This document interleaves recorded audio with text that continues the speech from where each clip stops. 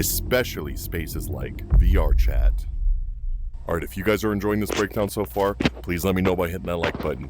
It genuinely helps me know that you guys want to see more content like this. And if you're new here, please consider subscribing. We're over halfway to 1 million subscribers, and I would love nothing more than to have you along for that journey. VR chat.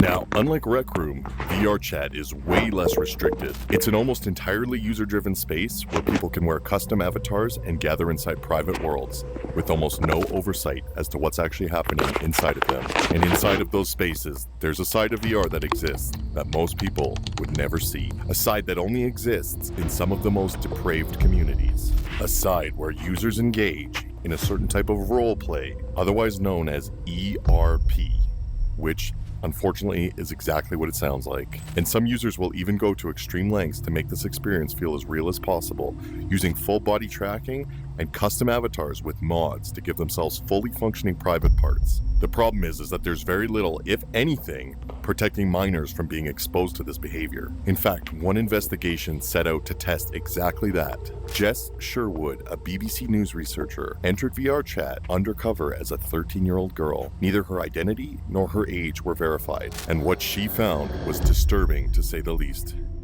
She was easily able to visit rooms where users were simulating ERP. She also witnessed things that no person, let alone a minor, should ever be exposed to.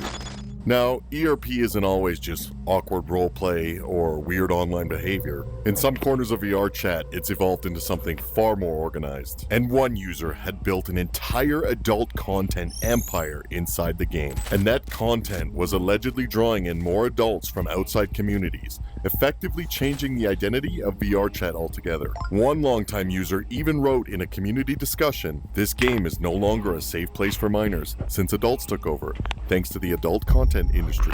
And as concerns grew, people started to realize that this wasn't random behavior at all. It was actually something far more organized. Meet